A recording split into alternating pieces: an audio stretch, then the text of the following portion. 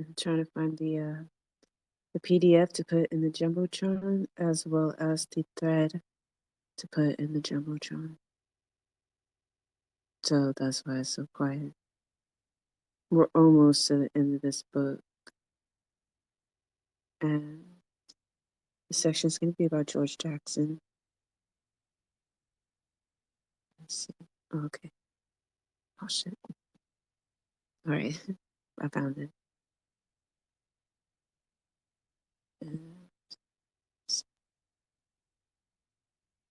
I'm actually waiting for Choose Violence to come in as the co-host, even though she is. Oh, bam! There she is.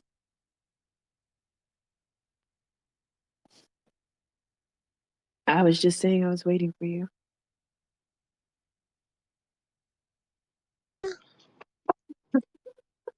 There it is. Hello, motherfucker. Why are you like this? I see. You got your what you call it? You got those things, those links in the bookmarks. Mm-hmm. And, well, you know what? I still haven't put it in bookmarks. I still be scrolling through my page and finding them. Oh my god, girl! I know. You get it Oh, you together. know what? I just thought of the other day when you were reminding the space. I was literally about to say reminding the class, but you were reminding the space that you can turn on notifications. I think I'm gonna add that to that list of expectations, but not as an expectation, just like as a Mm, suggestion or something. mm. That way you don't have to keep sending the space out to individual people over and over. I don't mind. You know? It's what you gotta do. Mm. I'm gonna go ahead and knock this out and get started then. Don't knock it out now, please. Oh wait, so do you still want to do like 3 pages? Okay. Mm-hmm. But can you tell me what page we on? Oh, okay, so we're on section 30. It shows up as page 327. Okay. It'll say fallen comrade. Three. Period. Mhm. We That's why I think we can knock it we out. almost done. Hmm. Damn, I can't wait till that Joy James Oh, crossover oh out. my gosh! This one's about George Jackson. Exactly. Exactly. A really good one. Okay. So you want to start, baby? Yeah. So I'm gonna start with a quote from George Jackson from Soledad Brother. The Black Panther is our brother and son, the one who wasn't afraid. Fallen comrade. George Jackson had genius. Genius is rare enough and should be treasured, but when genius is combined in a black man with revolutionary passion and vision, the establishment will cut him down. Comrade Jackson understood this. He knew his days were numbered and was prepared to die as a true believer in revolutionary suicide. For 11 years, he insisted on remaining free in a brutal prison system. All along, he resisted the authorities and encouraged his brothers in prisons to join him. The state retaliated. Parole was continually refused. Solitary confinement was imposed on him for 7 years. Threats on his life were frequent, from guards, from inmates who called themselves Hitler's helpers, from knife thrusts and pick handles of faceless sadistic pigs, and finally they murdered him. In the months before his death, everything began to close in. He was one of the few prisoners who was shackled and heavily guarded for his infrequent trips to the visitor's room. Attempts on his life became almost daily occurrences, but he never gave in or retreated. Prison was the crucible that shaped his spirit, and George often used the words of Ho Chi Minh to describe his resistance. Calamity has hardened me and turned my mind to steel. I knew him like a brother. At first, I knew him only spiritually, through his writing and his legend in the prison system, when I was at the penal colony and he was at Soledad. Then, not long after my arrival, I, re- I received through the prison grapevine a request from George to join the Black Panther Party. He was readily granted.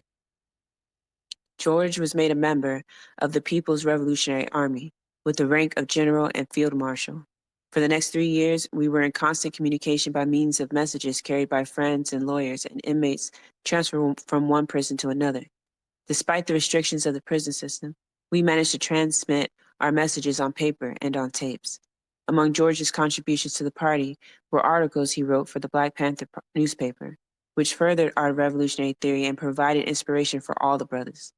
In February 1971, I received this letter from him. This is February 21st, 71. Comrade Huey, things are different here now. Tonight, we have discipline and accord. Tomorrow, all may fly apart again, but that's us. I have 2 articles that I would like to be put in the paper, one following the other by a week. The one on Angela first. Then, if you approve, I would like to contribute something to the paper every week or whenever you have space for me. If yes, let me know if there is any area in particular you would like me to cover or comment on. Then do I comment as observer or participant? One favor, please don't let anyone delete the things I say or change them around.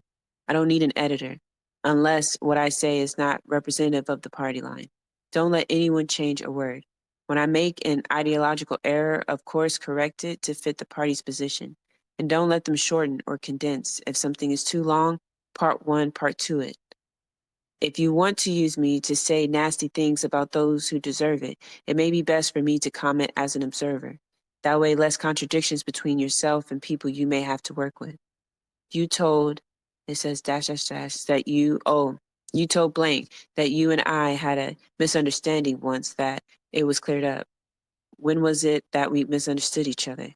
So he's in that part of the letter, George is asking Huey that they had, like, oh, someone told me that you said we had a misunderstanding. I just want to know what that was. Be very careful of messages or any word that has supposed to have come from me. I really don't recall any misunderstanding. People lie for many reasons. Try to memorize my handwriting, and that is how all messages will come in the future, if we have a future. Did you know that Angela and I were married a while back, and I had almost pulled her all the way into our camp just before the rapist made that statement? I had done so well, in fact, that CP tried to cut our contacts, attacked my sanity in little whispers and looks in conversing with her, and cut off my paid subscription to their 2 newspapers. Strange that they would be afraid of the FBI and not afraid of the cat. Perhaps they've reached an understanding. Some of them, anyway. Is blank CP? Is another question he's asking Huey in this letter. Man, what's happening with her? She has no control at all of her mouth or ego. Arrange for a good contact or write and seal messages with the thumbprint. I have ideas I'd like to leave with you all. Thanks, brother, for helping us. Beautiful, hard, disciplined brothers in here, and I'd like to deliver them to you someday. George. In the last 3 years of his life, Comrade Jackson felt sustained and supported by the Black Panther Party. He had struggled alone for so long to raise the consciousness of Black inmates, and his example encouraged thousands who were weaker and less intrepid than he. But the price he paid in alienation and reprisals was fearsome. Within the party, he was no longer alone. He became a part of the burgeoning and invincible revolutionary liberation movement. In his second book, Blood in My Eye, he expressed this faith. The Black Panther Party is the largest and most powerful political force existing outside established politics. It draws this power from the people. It is the people's natural political vanguard. George asked the party to publish his first book, Soledad Brother, but in the difficult negotiations between go-betweens and without direct contact, the arrangements fell through. To make sure this mistake would never happen again, he left his estate and all his writings to the party. More important, he bequeathed us his spirit and his love. George's funeral was held in Oakland on August 28, 1971, exactly 1 week after his murder at St. Augustine Episcopal Church, pastored by Father Earl Neal.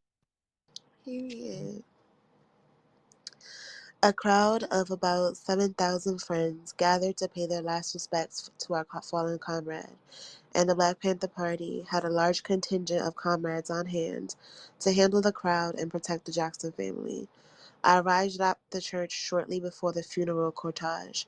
Then the second floor sanctuary was empty, but from the window I could see the crowd stretching for more than a block in each direction, filling every available space and closing off the streets to motor traffic.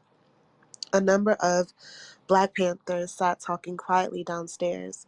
Occasionally, they relieved the comrades who were controlling the crowd and directing traffic outside. The children from the Intercommunal Youth Institute were there, and although they had been in the building since early morning, they did not complain of weariness. The children felt the loss of George deeply. When they had learned of his death the previous week, all of them had written messages of condolence to his mother. They loved George, and in their faces I could see their determination to grow up and fulfill his dreams of liberation. Tensions were high. We had received many threats from the previous week and from prison guards, from the police, and from many others, stating that the funeral would not be held, and if it was, there would be calls for more funerals of Black Panthers. We are ready for anything. The comrades were angry about the threats, and they are righteously angry about the continued oppression of poor and Black people who live on this land. You can see it in their faces, in their measured, firm strides, in their clenched fists, and in their voices as they greeted the hearse with shouts of power to the people and long live the spirit of George Jackson. When the funeral cortege arrived, Bobby and I prepared to meet the people in it as they entered the door of the church. And it was the first time Bobby and I had shared a public platform in over 4 years, but there was no cause for rejoicing. We said nothing to each other. We knew only too well what the other was thinking. As the casket bearing the body of Comrade George was brought into the sanctuary, a song was playing. Nina Simone, Hey, babe, are you okay? Or do you need me to pick up? yeah, What, that you can keep reading, or did you want me to you pick pick up? up. Okay. Appreciate you trying, though. It feels hard to read because usually when I'm reading, I'm breathing through my nose, but I Mm-hmm. can't. No, no, yeah, I get it. No, yeah, I didn't want you to like push it. Thank you, though, for real. I miss reading with you. Let's see. Sorry, I lost my place thinking about you. Oh, here we go. As the casket bearing the body of Comrade George was brought into the sanctuary, a song was playing. Nina Simone singing, "I wish I knew how it would feel to be free." Inside the church, the walls were ringed with Black Panthers carrying shotguns. George had said that he wanted no flowers at his funeral, only shotguns. In honoring his request, we were also protecting his family and all those who were dedicated to carrying on his in his spirit. Any person who entered that sanctuary with the purpose of starting some madness would know that he did not stand a chance of going very far. In death, even as in life, George thought about the best interests of his companions. Father Neil made a short but powerful statement about the lesson of George Jackson's death, that Black people would have to get off their knees and take their destiny in their own hands. Bobby read some of the many messages from around the world. Elaine Brown saying, "One time's too much to tell any man that he's not free." And I delivered the eulogy, which went in part. Hold on, let me grab some water.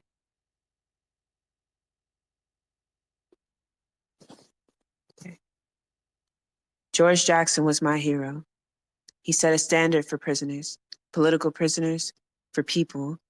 He showed the love, the strength, the revolutionary fervor characteristic of any soldier for the people. He inspired prisoners, whom I later encountered, to put his ideas into practice, and so his spirit became a living thing. Today, I say that although George's body has fallen, his spirit goes on, because his ideas live. And we will see that these ideas stay alive, because they'll be manifested in our bodies and in these young Panthers' bodies, who are our children.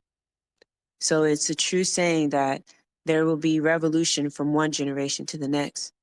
This was George's legacy, and he will go on.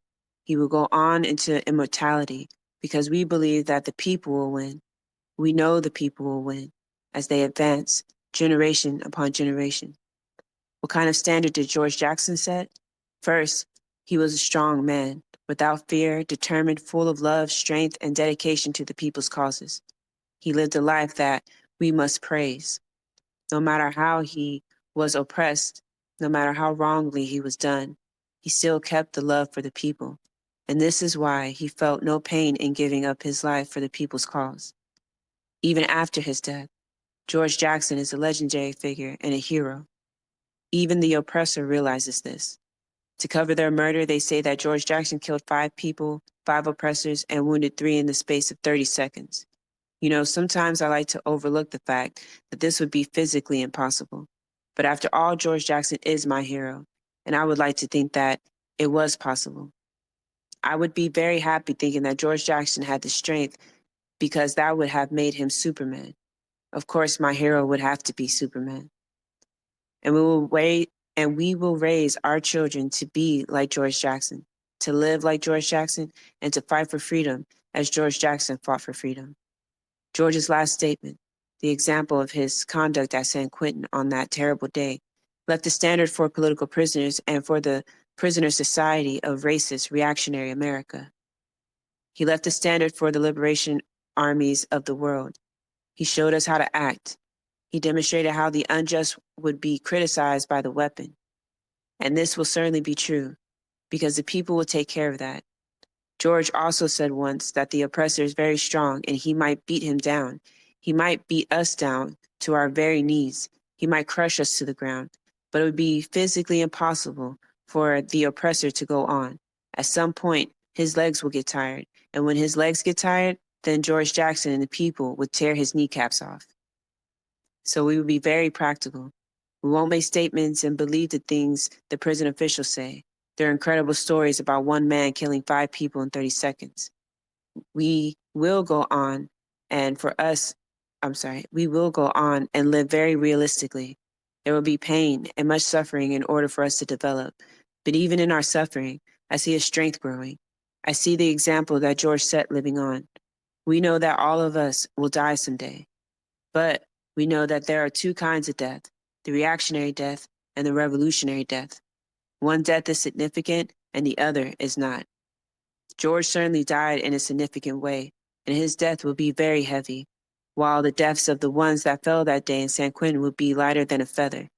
Even those who support them now will not support them in the future because will not support them in the future because we're determined to change their minds. We'll change their minds, or else, in the people's name, we'll have to wipe them out thoroughly, wholly, absolutely, and completely. All power to the people. All words are inadequate to express the pain one feels over a fallen comrade. But in a poem, my brother Melvin came closer than anyone in voicing our feelings about the loss of George Jackson. The poem is called We Called Him the General. Grab some water right quick. I love this. And also this was the epilogue to Blood of My Eye. What Mm-hmm. right That's now right. is the epilogue. That's right. I think we did. We read it in that space Yeah, we too. read it in the Mm-hmm. George Jackson space. That's right. And also, hey everybody. Good to see y'all. Retweet the space. Oh, I can't even see. I can't even see the screen. Um, we called him the general. The sky is blue. Today is clear and sunny. The house that George once lived in headed for the grave. While the panther spoke of the spirit, I saw a man move cat-like across the rooftops, glide along the horizons, casting no shadow, only chains into the sea, using his calloused hands and broken feet to smash and kick down barriers. The angels say his name is George Lester Jackson, El General. All the people went home to their hovels, he to the world of gods, heroes, tall men, giants. He went like the rushing wind, the rolling tide, the thunders roared, the lightnings flashed, smashing all challengers and devils in his path, while caressing the leaves, sand, and sky. This section is called 31, Surviving. Shortly after David Hiller was incarcerated, jury selection began for my second trial. The same problems in selecting an impartial and fair jury faced Charles Gary once again. One of the persons questioned for my panel had just served on David's jury. Under oath, he stated that he knew nothing about the Black Panther Party and his leaders. When it was pointed out that he had just convicted David Hiller, he said he did not know David was a party leader. It was clear the prosecution was out to get a hanging jury. Being tried a second time on the same charges was a strange experience, a combination of suspense and deja vu.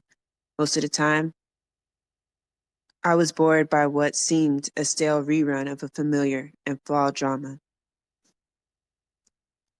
It was just another charade to justify their attempts to put me back in state prison for another 13 years.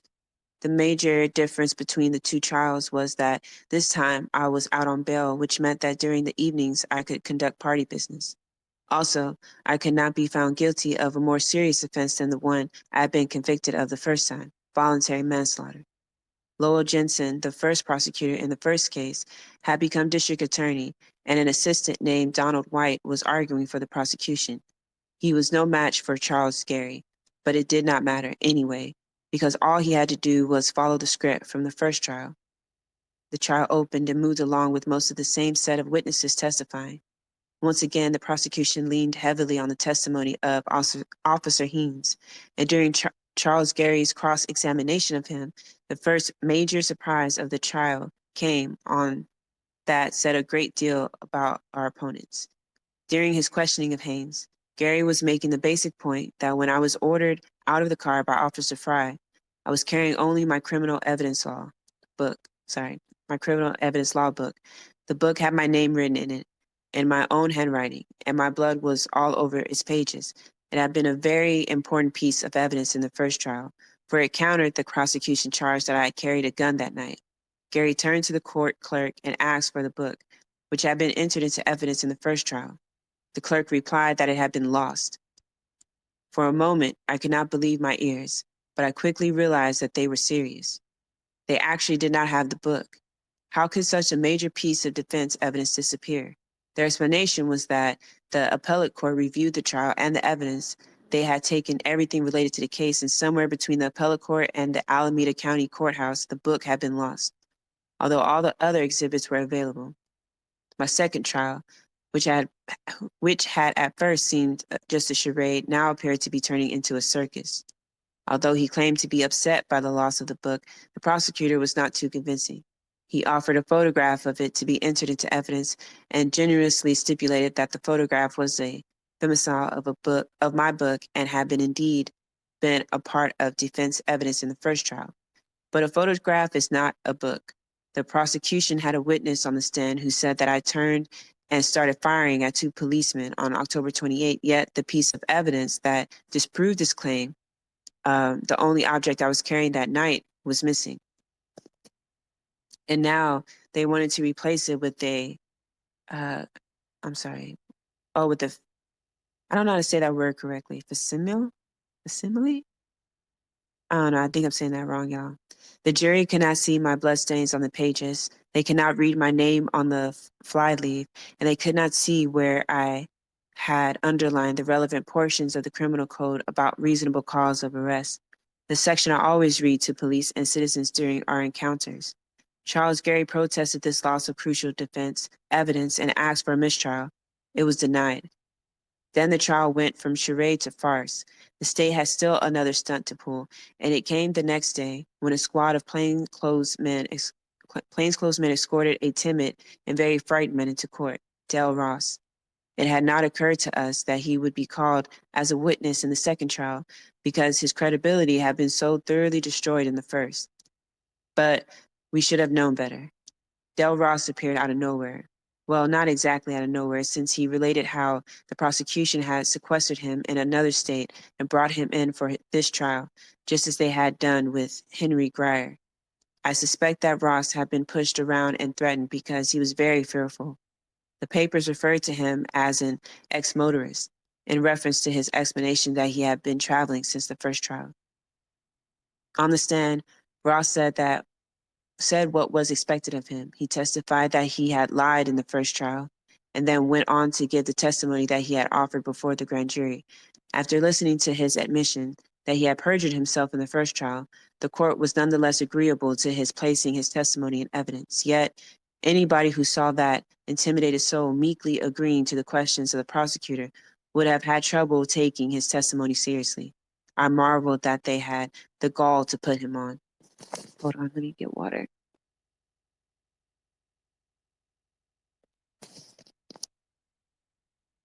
At first, I felt sorry for him all over again, but I soon became angry with the prosecutor for staging such a ridiculous farce and calling it a trial.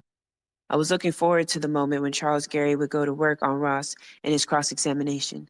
But because the district attorney had not told us that Ross would be called to the stand, Gary was unprepared to question him. He asked for a recess to return to San Francisco and get the tape and transcript of the interview he had held with Ross before the first trial.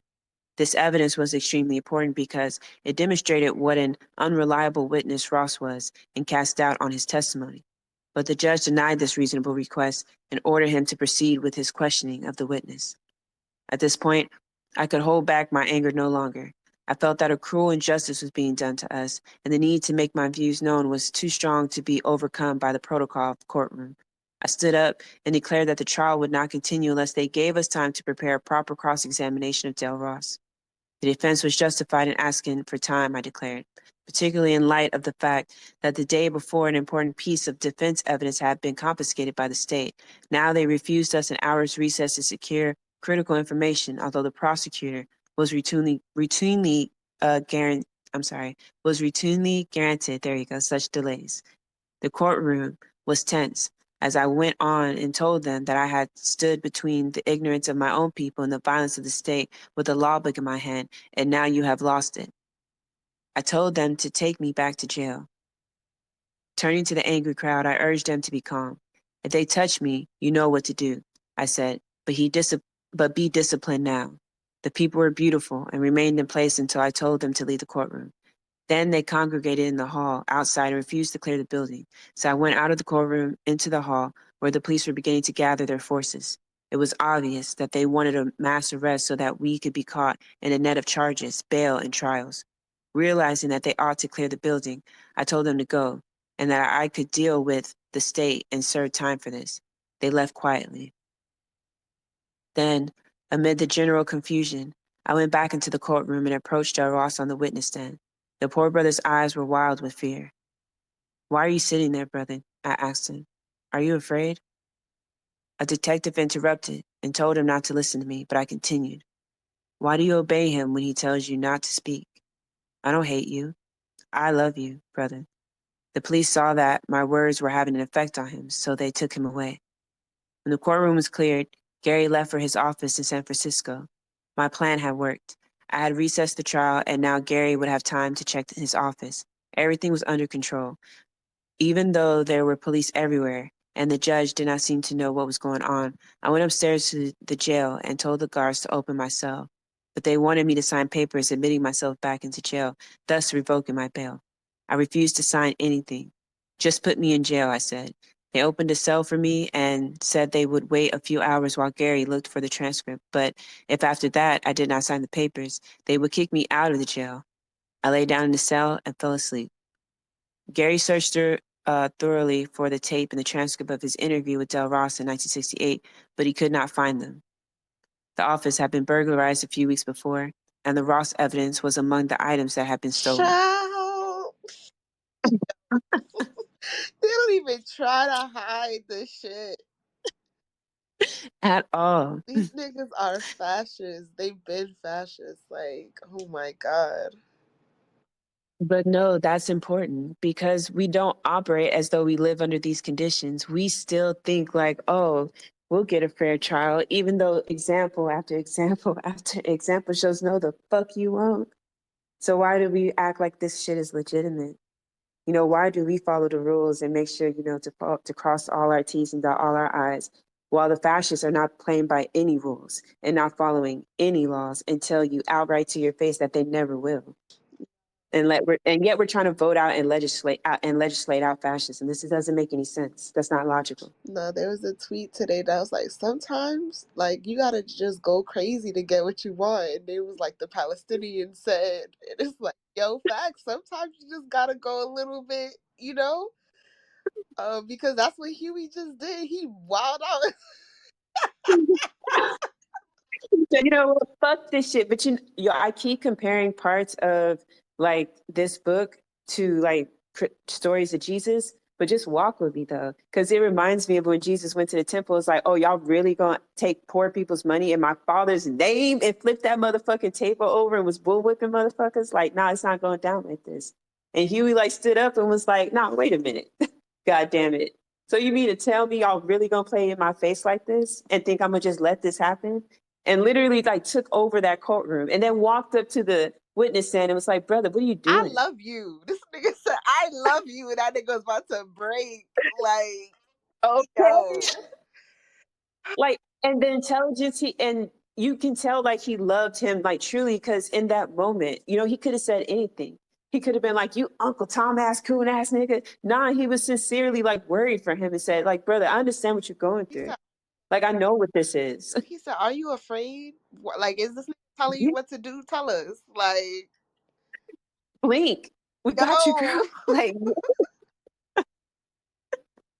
but for real, telling him like, yo, it's here. We're organized. Like, you don't have to tap dance for the state. Like, the Panthers got you, bruh. Like, trying to like reassure him. And that's I think about that in today's terms.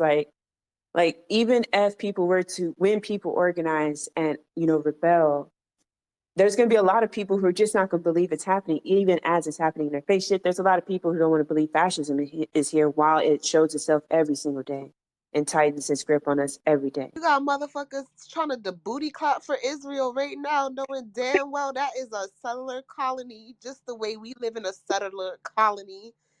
Y'all think you want us to be free over here? You don't want them niggas to be free. So if you don't want them to be free over there, how you gonna be for black liberation? Baby, that's the same beast. Like, I'm trying to tell you. I'm trying to tell you, like, you can't let white supremacist fascism gain any ground anywhere. So there's no such thing as like, oh, that ain't my problem. Anywhere that white supremacist fascism exists is a problem. It has to be stomped out. It can't allow no safe haven because all will happen is it will regroup and spread again, and we'll be fighting the same beast another 500 years from now. If we really want to be free and have a sustainable society that's liberated, we would have to understand that our fight is a global one. So solidarity is crucial. But don't have me going about this shit as you because should. Let's wake it up. Go ahead. I appreciate you. Hold on, let me grab some water right quick. But no, that part, babe, that you just brought up, where he's like, brother, I don't hate you. I love you. Like that shit hit. Like, that's some G shit. Like, no, but for real, he talking about the man in the book. He's talking about he was traveling or he was moving around. That means they scared the fuck out of that man. Like, he was being harassed by the Right, police. Like, and that's normal. right. Like, okay, Okay. And damn, Huey saw that and was like, yo, the words you need to hear is that, yo, you black and we still want you to be free. Like, we don't want to give you over to the state. If you don't do what they say, like, we got you over here. Man. Mm. Oh, let me go ahead. So let's see. Damn. Yo, I lost my place. he went. I think that was He hmm, sleep. Oh no, no, no. The burglarized. the burglarized. Damn. Mm. Oh, okay. Okay. So empty handed but not discouraged, he returned to Oakland and the trial resumed and his cross examination of Ross.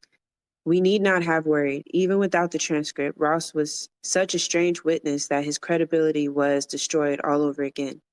First, he admitted to the court that he had been lying in the testimony he had given only an hour before. He had been guilty of perjury not merely once or twice, but 17 times. Second, he admitted that he was afraid of the district attorney and everyone else in the courtroom, the judge, the jurors, everybody. As if this were not enough, Ross then asked the judge's permission to address a question to the court, and the judge granted his request. There was a moment of silence. Then, looking into the courtroom, Ross said, is there anybody here who believes in the truth? Would you raise your hand? This was such a bizarre development that the entire courtroom sat stunned.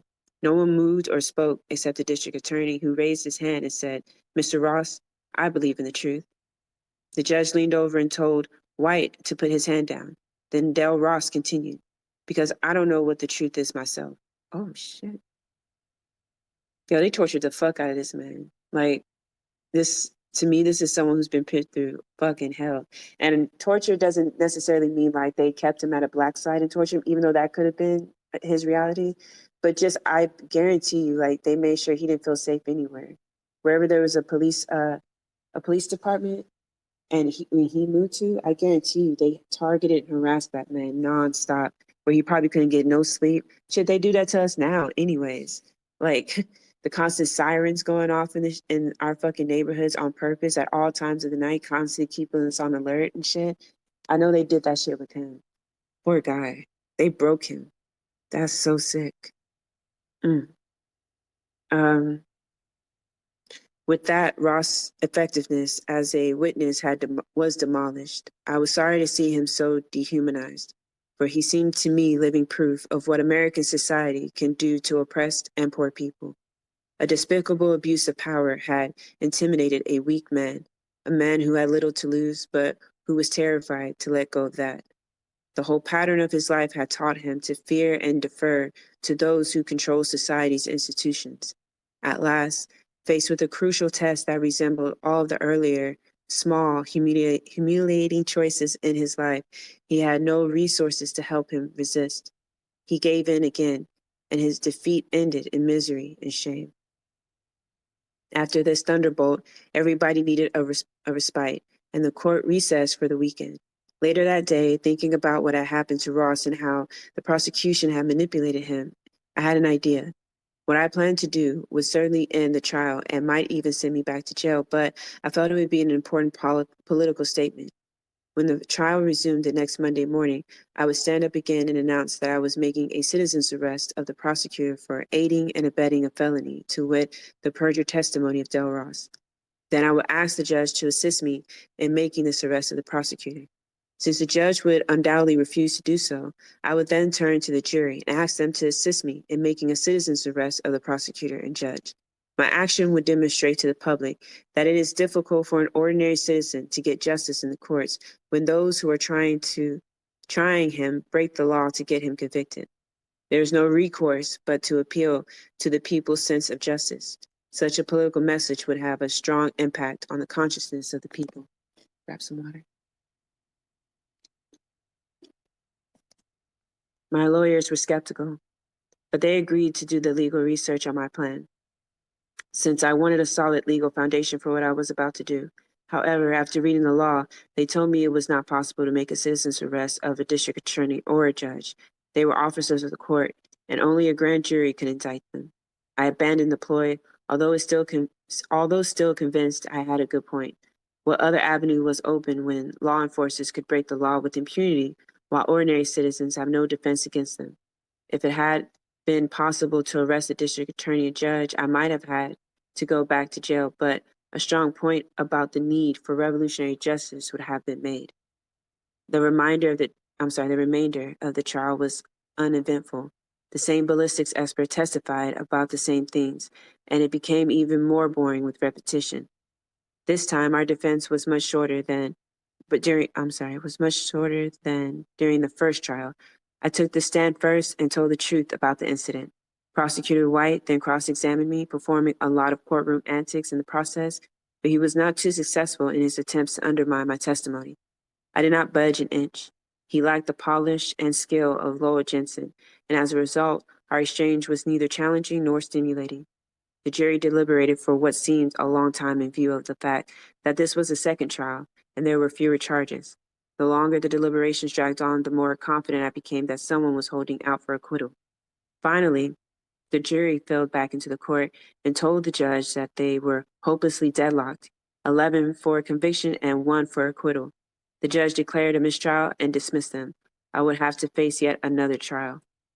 During the third trial, everything really went our way. It was the same tired old show all over again. Prosecutor Donald White, Hubert Hines, Henry Greer, and Del Ross, and their supporting cast. However, the whole scene had become more and more Kafkaesque. I don't know, Kafkaesque? I don't know how to say that word. The script did not run the same way, and the first evidence that the plot was changing in our favor came when Officer Hines forgot his lines.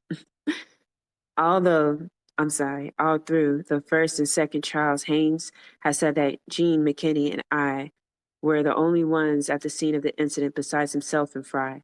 Then, in the third trial, he said that he remembered another person at the scene, a man who had on a light tan jacket but who was not the passenger. This third man came to light while he was being cross-examined by Gary, and then Hines realized that he had forgotten his script. He became confused and dropped his head in shame. Shortly after that, when the court took a recess and the jury filed out, the district attorney grabbed Haynes by the collar and scolded him in the open courtroom. Haynes' memory slip had changed everything, and I knew then we would win this one in spite of the testimony of Henry Grier. A third man. Had Haynes harbored the third man in his memory all this time? Had an amnestic curtain lifted from this policeman who had never been the same since that night? Was the third man the real killer of Fry, whom Haynes had covered up for all these years? Had the state given up, and was the introduction of the third man their way out? The questions were academic now, the state's motives and conspiracy banal and irrelevant. We got water. Okay. When it came time for the defense to present its case, Gary was ready with a special surprise for the prosecution. He was going to disprove the entire testimony of Henry Grier. One surprise had been carefully prepared during the first and second trials, and now we were ready to bring it out. Henry Grier had never been at the scene of October 28th shooting. During Gary's cross-examination of the prosecution's witnesses, especially the police who were there that morning, he had been careful always to ask about the location of and get a description of every person and every object within a radius of 60 yards from the scene of the shooting. He had asked each policeman to describe everything he had observed when he arrived. Not one policeman would say he saw a bus. Why? Because there was no bus. None of them was willing to perjure himself, even though all of them were willing to let the bus driver commit perjury. Charles Gary called to the stand the one man who was able to verify Grier's route and time schedules the night of the incident, the supervisor for the bus company. We had wanted the supervisor to testify in the earlier trials, but we were also afraid that he might lie and support the perjury of Grier. Still, we wondered why the prosecution had not brought in the timer and supervisor to back up Grier's story. We were still cautious about using his testimony during the second trial, but we began to gather all the evidence to the effect that in the space of 60 yards in every direction, no policeman had seen a bus. In the first trial, we were even afraid to bring in these measurements because we thought they might spring the supervisor on us. So we waited and waited, making an airtight case against Grier before we finally discredited his testimony. Grier had testified that he was within 10 feet of the whole incident, that he had driven up in his bus and braked very near to the parked automobiles, and had seen the shooting earlier. With a 60-foot bus so close to the scene, it would be difficult for a policeman to miss it, and yet not one of them testified to seeing it. When we became sure of our evidence, we called in the bus superintendent, and he testified that according to the company records of the route Grier followed and Grier's own time schedule, it was impossible for Grier to have been at his checkpoints and also at the scene of the shooting. According to the supervisor's records, Grier must have been at least 1.5 to 2 miles away at the time of the incident. Thus, the bus supervisor backed up the police who testified for the prosecution. There was no bus on the scene. The prosecution's case was steadily growing weaker. First Ross, now Grier. This time the jury deadlocked 6-6, and the judge finally had to declare another mistrial. I was summoned to appear in court again on December 15th to have the date set for a fourth trial, but I felt sure the charges would be dropped because the prosecution's main witnesses were no longer credible. I was right. At the hearing on December 15th, Lowell Jensen appeared in court. I had not seen him since my bail hearing during the summer of 1970. After the judge opened the proceedings, Jensen rose to speak, saying that he had never thought he would see the day when he would be in court asking for a dismissal of my case. The judge looked at him.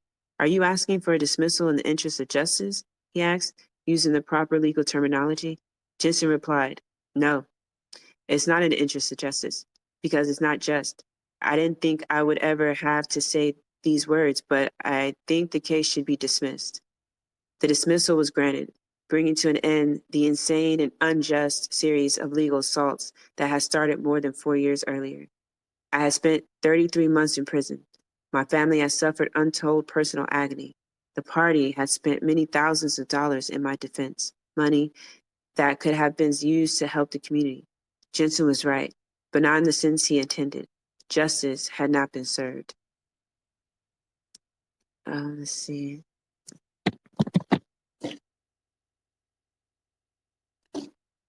Has it has it been an hour? Yeah, actually, it has been pretty close to an hour.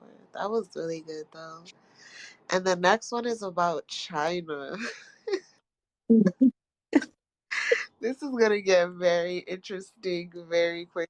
This is gonna Yeah. like Oh, what were you saying? It was I'm gonna saying this is what? about to escalate. Good. Because why the fuck? Let's see about to say about this. Man. So yeah, so we got, it looks like we have, let me see, because this is page 344. I think this time I might be able to knock it out on the next recording on part Yeah. 14. Yeah. Yeah, I think so. Then the one after that, yeah. So after China, it's about what is going on with him and Eldridge. Why why does Eldridge have multiple chapters in here? I'm trying to tell you, they were alike, more alike than different. Yo, it's very odd. Like you haven't talked about a lot of things that I thought he would talk about. They Mm-hmm. talking about this nigga Eldridge like you want us to know he was not shit. Like you literally end your book talking about how this nigga's not shit. Like But also I want to see like how deep he goes. Like, why wasn't he shit? Was he not shit because he a rapist, or was he not shit because he didn't do like what y'all wanted him to do as far as stay loyal to the party? And that's a big difference for me. Like, it just seems like he has a compromise. He's like, I'm not too worried about the rapes and the abuse, no, he's but mad that nigga snaked him. Like that's why he's exactly, really mad. that's it. That's it. And that's some wild shit. Because in the part of the book, remember, he goes like, "Yeah, El just wanted to work with a bunch of crackers and shit." But then he's like, in the book, like, "Oh, these little big dogs at the college, they don't want to work with crackers just because they're stunted." It's like, wait, what? I don't know, man. It was a lot. Like, this To me, they're just more alike than different. That's all. if you in a room with a rapist and you know that and you just sit there, you a different type of nigga. So yeah, I don't I'm Yeah, it don't bother you because he mentions the things that bother him. He's very intelligent and he approaches things very scientifically. Things that he sees concern and things or reason to get concerned about. Rape was not one of those like things. It did not bother him. So child. But no, this was a good chapter to end off the like court stuff. And Mhm. kind of I'm sad. You know that right before you end a book and you start getting a little bit sad. Like that's where I am. Now I'm going through a little stage of grief. But Man, I'm actually ready because I really want to read the Joy James book. Like, I'm really excited. And I'll be reading it for the first time with you. I've never read that book. So period. I'm actually looking forward to the end of this. Period. Well, thank you all for coming and sharing your time with us. We appreciate y'all. Um, yeah, this is one of the last installments. So much, Mhm. Pen, for reading to us. Oh, no, thank you for showing up. And I hope you continue to get better. And thank you for people sending her good energy and vibes and well wishes.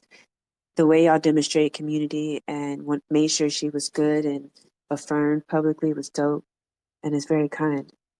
So I want to say that, continue to look out for each other and to put this in practice in real life too. So we can change our material conditions so that we can get free.